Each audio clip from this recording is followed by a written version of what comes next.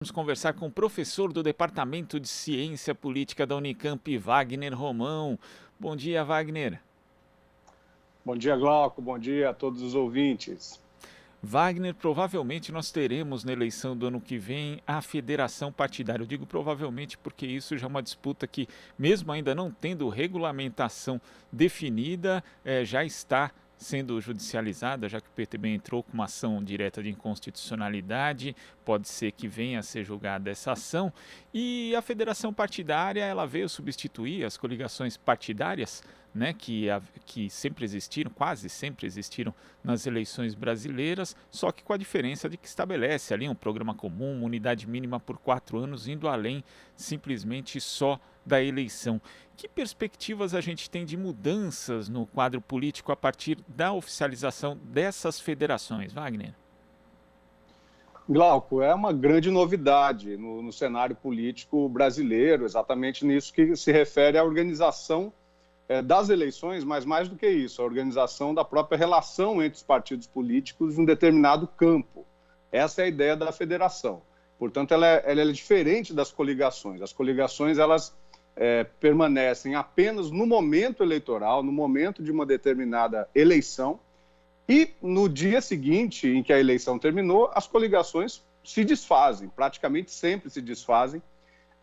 A gente tem aí coligações com partidos políticos de espectro, que são de esquerda e de direita, se juntando em coligações. A ideia da federação é exatamente que seja possível haver uma relação mais permanente entre partidos políticos e, claro, sempre esperando que esses partidos sejam mais próximos entre si no espectro ideológico, ou seja, partidos de esquerda federam com partidos de esquerda, partidos de direita federam com partidos de direita e assim por diante, né? Então, algo muito novo. Acho que os partidos políticos eles estão exatamente buscando compreender como é que vai ser esse processo. Isso foi aprovado, mas ainda carece de regulamentação pelo próprio TSE, mas é verdade, você tem razão, que isso já está mexendo aí com as perspectivas para a eleição do ano que vem, né? Porque há sobretudo, uma tentativa de diálogo entre o PT e o PSB, e parece que o PCdoB também, inclusive porque é um partido que batalhou muito, o PCdoB, pelas federações, porque as federações também, a lógica das federações, da implantação das federações nesse momento, também tem a ver com o pleito dos pequenos partidos que poderiam ficar poderiam até ser extintos, né? Ou não participar do próprio Congresso Nacional, não receber fundo partidário, porque poderiam ter uma pequena votação nas próximas eleições. A cláusula de barreira ela sobe agora em 2022 e as federações foram entendidas também como uma possibilidade de manutenção desses partidos. E são federações, né? Inclusive nesse campo progressista existe a possibilidade da formação de uma frente, né? Maior, como você já citou, envolvendo o PT e o PSB. Inclusive o PSB na semana passada a bancada na Câmara dos Deputados aprovou a ideia de uma federação junto com o PT, mas pode envolver outros partidos também, o próprio PCdoB, o PSOL, inclusive existem conversas com a Rede e o PV, ou a formação, na verdade, de duas frentes, né, envolvendo esses partidos. Agora, na direita, parece que não há muita movimentação em relação a essa perspectiva de entendimento para se formar uma frente, Wagner. É verdade, porque eles também não sabem exatamente se eles podem ganhar ou perder com essas frentes. Aliás, ao contrário, né, a fragmentação partidária que se dá nesse campo do centrão, do chamado centrão, e no campo da direita, ela exatamente foi estimulada nos últimos anos pela legislação que nós tínhamos, que permitia coligações, permitia que mesmo os pequenos partidos tivessem acesso a fundo partidário, aos recursos de liderança de bancada, né? Quer dizer, então, um partido que tenha um deputado na Câmara dos Deputados, por exemplo, apenas um, ele também tem direito a verbas específicas de liderança de bancada, de liderança do partido, né? Ou seja, a nossa legislação ela estimulava, ela pelo menos até a chegada dessa vedação, a possibilidade de coligações, e agora com as federações partidárias, a nossa legislação nas últimas décadas, ela sempre estimulou os pequenos partidos fisiológicos que acabam atuando muito na compra e venda de horário de TV, das próprias coligações, né? Porque quanto maiores as coligações, mais recursos, né, essas coligações podem ter no processo eleitoral. Então, essa explosão de partidos de centro, não dá nem para a gente dizer se elas estão em algum lugar do espectro ideológico, elas estão muito mais ali como partidos de aluguel para vender espaço na televisão e no rádio e para vender também os recursos do fundo eleitoral. Então, esses partidos, portanto, eles estão aí tentando lidar com essa novidade da federação e me parece que não está sendo desenhada nenhuma federação nesse campo, seja da direita, seja do centro. Agora, isso pode fortalecer também, pelo menos do lado do campo, chamado campo progressista, um aumento no número de deputados e também de senadores eleitos, porque isso tem sido, inclusive, uma preocupação recorrente manifestada pelo próprio ex-presidente Lula, justamente essa questão das bancadas no legislativo, porque, em geral, existe sempre esse predomínio do chamado centrão e de outras legendas fisiológicas que conseguem aí manter o seu poderio dentro das duas casas. Isso pode também fazer uma diferença? As federações podem fortalecer ainda mais, possibilitar esse aumento de bancadas, Wagner?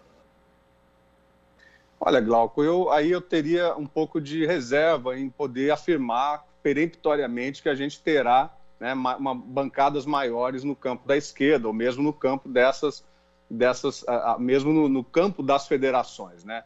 Eu não conseguiria te dizer, eu acho que a gente precisaria esperar realmente o que vai acontecer nas eleições de 2022 para ver exatamente como é que vai ser esse comportamento, se as federações vão realmente trazer, ou seja, se, por exemplo, PT, PCdoB e PSB e Rede, né, se eles trarão mais deputados do que agiriam sozinhos, do que se a gente tivesse os partidos disputando isoladamente. Eu acho que o que é mais importante nas federações é exatamente essa ideia de que os partidos se unam, se organizem a partir do seu espectro ideológico, ou seja, dentro de um determinado programa que seja pactuado pelas forças partidárias. O que a gente pode ver aí é que os partidos de esquerda têm mais vigor ideológico, ou seja, têm mais afinidade ideológica. Isso me parece que é muito bom para o eleitorado, né? Quer dizer, que o eleitorado possa compreender que, em linhas gerais, esses partidos que formam a federação, eles têm afinidade e que ele pode votar nesses partidos com mais consciência daquilo que os partidos representam. Eu acho que esse aspecto é muito importante, ou seja, os partidos não vão perder as suas características próprias, a relação com a sua militância, com as suas bases, mas em termos do processo eleitoral e em termos do que vai acontecer no próprio parlamento, a gente vai ter mudanças importantes com a chegada das federações. Eu acho que elas são positivas.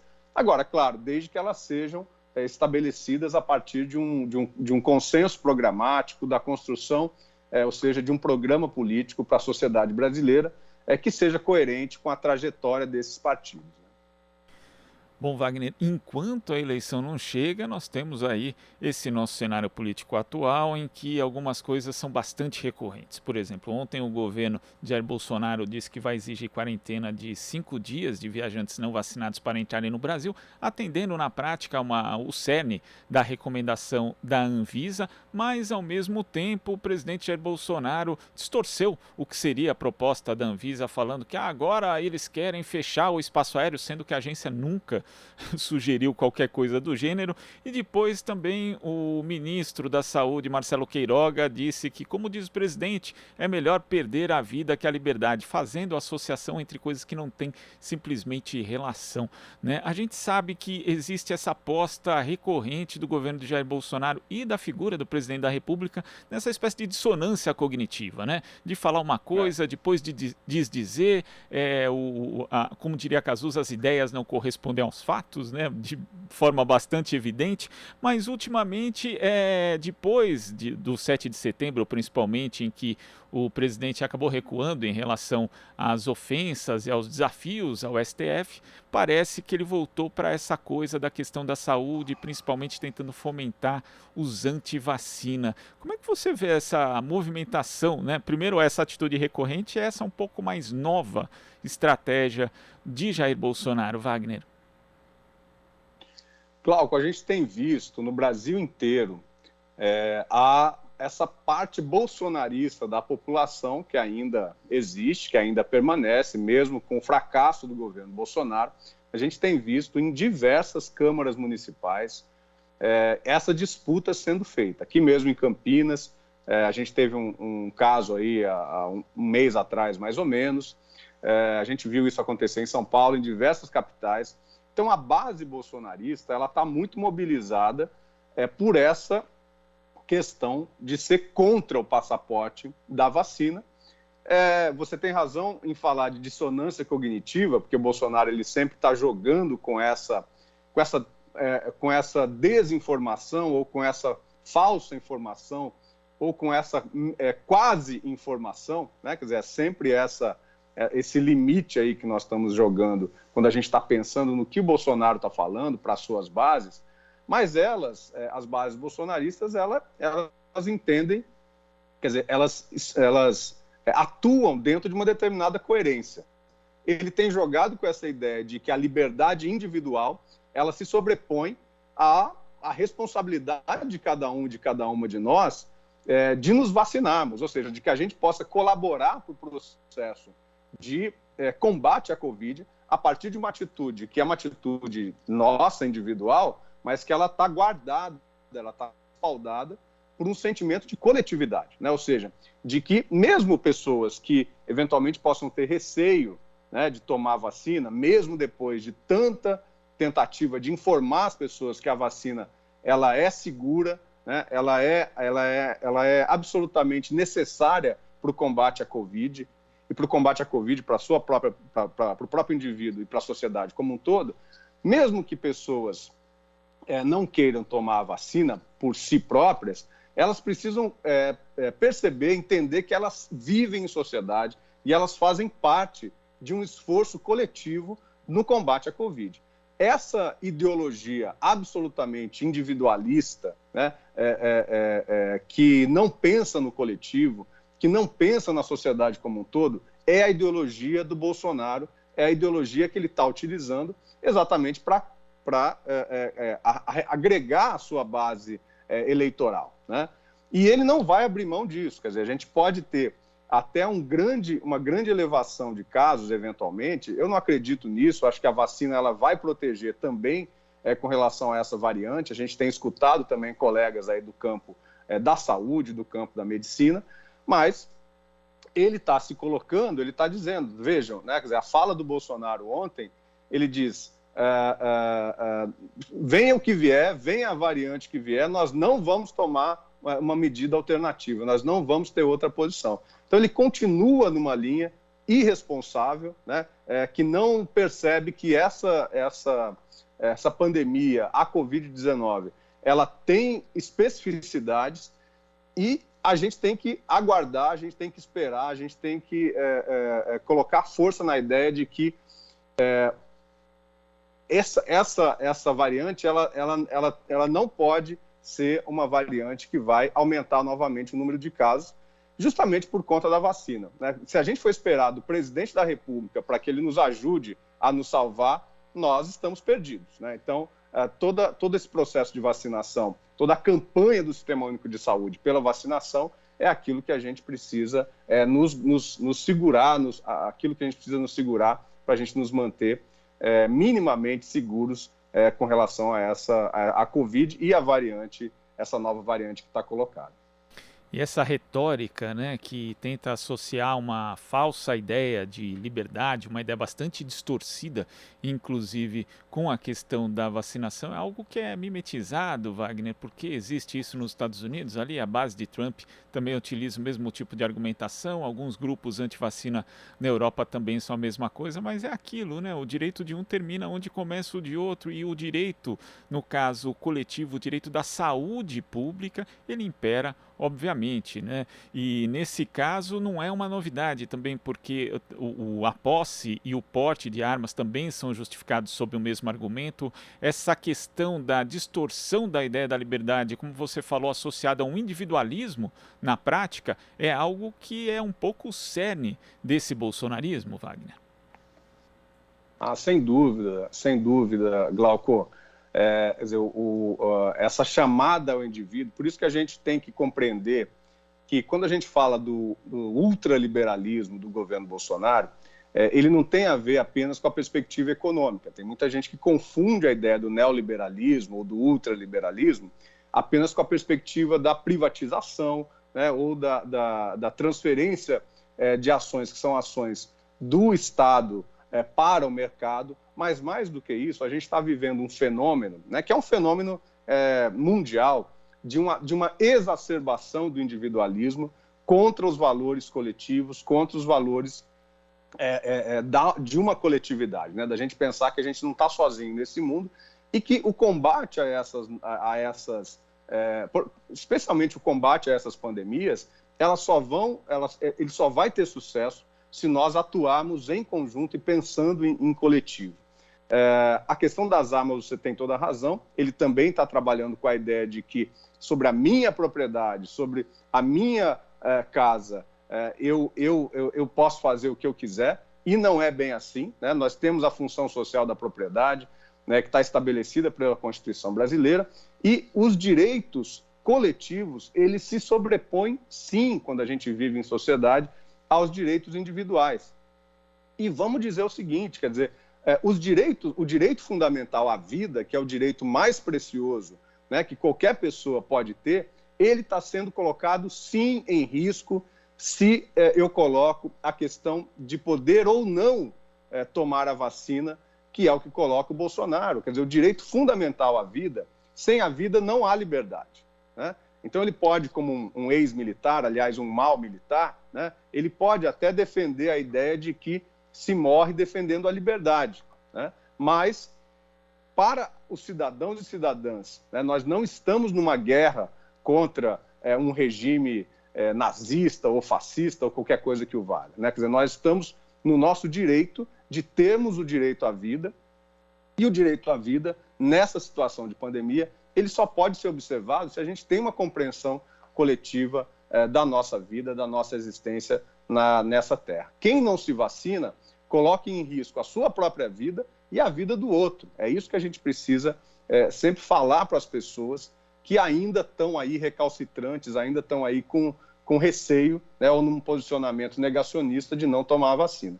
Infelizmente, nós temos um presidente que é negacionista e que está atuando a cada discurso dele nesse sentido. Ele faz